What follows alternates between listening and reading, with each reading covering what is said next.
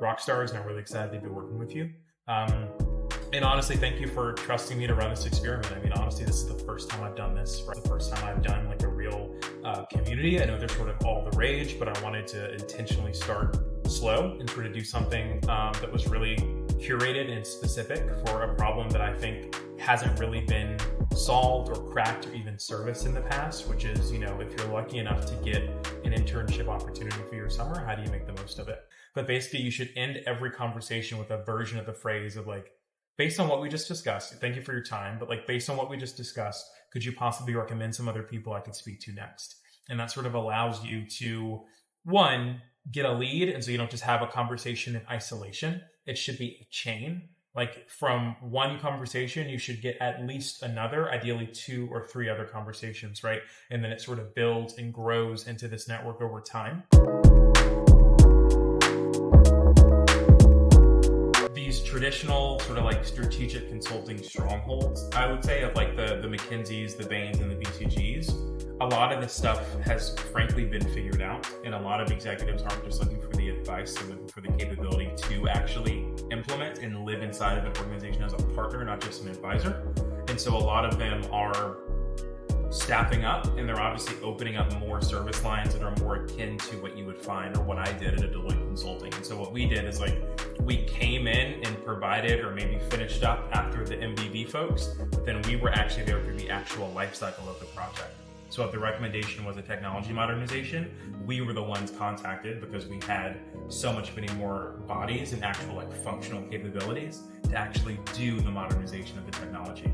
I am good, things have slowed down for me a little bit in some ways on the work front, but then I actually just had a baby a couple weeks ago, so I've been home with him and my wife. So we've been, yes, thank you.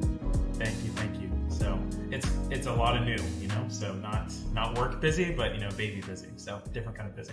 My corporate background started in consulting, and so I worked in management consulting at Deloitte for a number of years, but then through curiosity and just circumstance, had a career that spanned across venture-backed startups as well as like advertising agencies here in New York. And so I had a bunch of different kind of experiences. I wanted a way to express some of the lessons that I learned sort of throughout my career path, especially for young people who were starting their careers and ending their college careers virtually. And so they're not getting that face-to-face interaction. They don't know how to network. They don't know how to build relationships. And they don't know what the working world is like. A lot of things are sort of unspoken and unsaid in terms of how to navigate through an organization.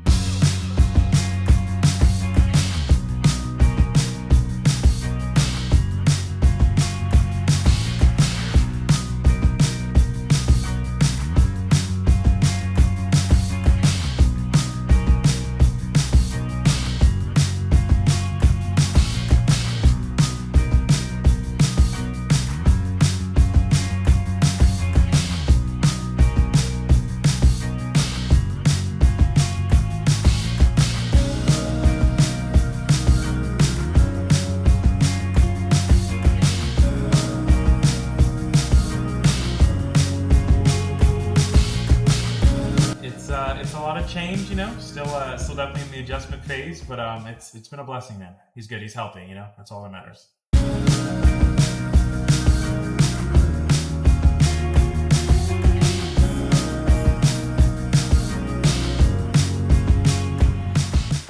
Literally the video I posted organically today that's already getting lots of really good engagement, I think it'd be a perfect example of something we could do with them. So this summer, for the first time, I started this community, and I've basically been coaching about 15 interns through their summer internships. And I built this whole community platform. I've got these weekly lessons, and then for some of the interns, they'll actually get to be coached by me kind of one-on-one. And so we've been having these one-on-ones, and they've been really helpful, honestly. It's been good for me, honestly, to just get back into a coaching mindset. I haven't done it in a really long time.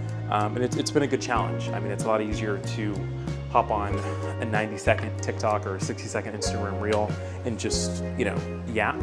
Whereas this has really forced me to actually figure out, what do I have to say of value, especially since a lot of these interns aren't actually interning in the thing they want to be doing long term. And so once you're inside of a company, how do you either move within that company to get to another, function or department, or how do you fully recruit for another, firm altogether? I think a lot of times when I was younger, I made the mistake of thinking that people around me valued the same things that I valued. Some people really want to focus on their family. Some people really want to... Okay. My son is making it quite hard to film this part of the video, so give me 1 second. I don't know how much time I have, so I'll just keep this story short and sweet. Sometimes when you're talking to someone, what they value may not be what you value, and vice versa. You should feel proud about your accomplishments, but sometimes the way in which you communicate that to others may come off as arrogant based on how that person values and views that same thing in their life. So just be aware, be super aware, especially when you're interviewing, who you're talking to and what their value system is.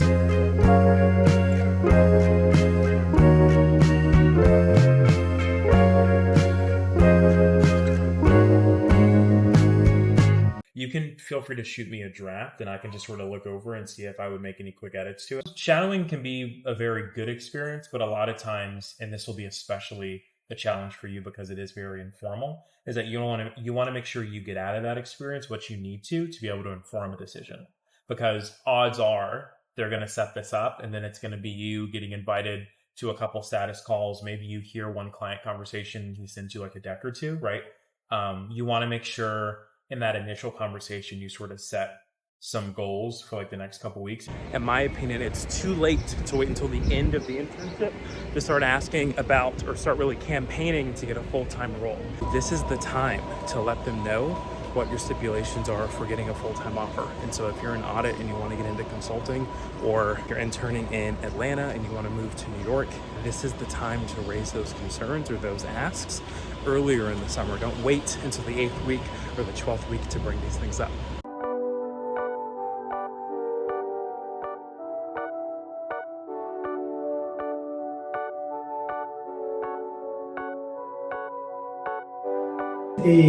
Why is the Muslim guy hosting a Shabbat?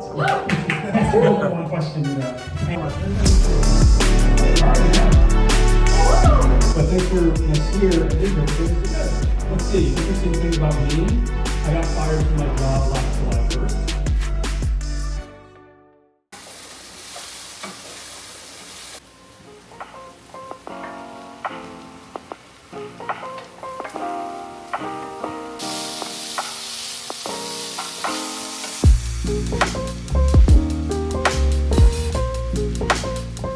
Just had a great conversation with a connection I made at an event I went to a couple weeks ago. Okay, so one thing I'm really excited to do this summer is the second annual summer meetup. If you haven't seen it on my Instagram yet, basically I'll be in Central Park. It's an annual summer meetup where I meet a bunch of, really anybody. If you follow me, if you think I'm cool, if you just want a free slice of pizza, I basically pick a place in the city and I post up and I buy pizza for anyone that shows up. It's connected to really the story of how I moved to New York City. And so when I got here, I was so broke, I didn't have any money, and I basically was living off of 2 slices of pizza a day. And so I thought it was a really cool kind of full circle moment to offer a little bit of that pizza back to the people in New York, people that want to see me and hang out with me, and it gives me a great opportunity to meet a lot of you all as well. We've got some Sprite, some more soda, some Coke, and then just like some regular waters. It's in the middle of Central Park, so we kind of have to build the event ourselves once we get there. I'm really excited to show you more of this event as it sort of comes together. And then obviously if you're in New York, feel free to join me. It's on July 13th, and there'll be more information in the description of this video. I'm about to head to a one-on-one. It's been really, really fun. Obviously, in today's digital world, a lot of this stuff can be done online through like Zoom and Google Meet, and of course I do that with people who aren't here. But if you're in the city, in my opinion, you want that in-person connection because it's such a deeper conversation, and it's just fun. I don't know, to meet people and see people. For my first internship in New York, I'd actually sit on one of those benches back there every day. I'd get to Bryant Park around like 8 a.m., sometimes 7:45, 7:30, and I would read the news. And so this would be Wall Street Journal, this would be New York Times, this would be those Google alerts that I've told you to set up. You know what I'm talking about. And I just soak myself in knowledge, relevant industry, events happening, stuff going on. So by the time I got into the office, I was up to date and I knew what was going on in the industry I was working in. So a little quick tip for you there. If you're interning, if you're early, if you're late, wherever you are in your career, carve out some time to stay up to date on what's going on in the field.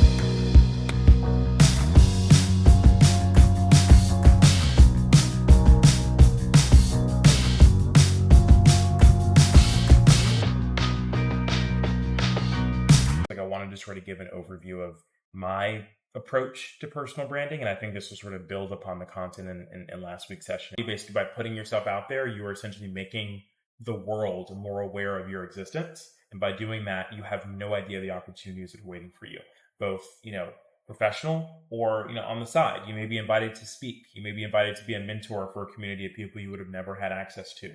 Your next job could come from someone seeing you on the internet and then saying, wow, the way this person talks about their experience, I want that person in my organization. Happens all the time.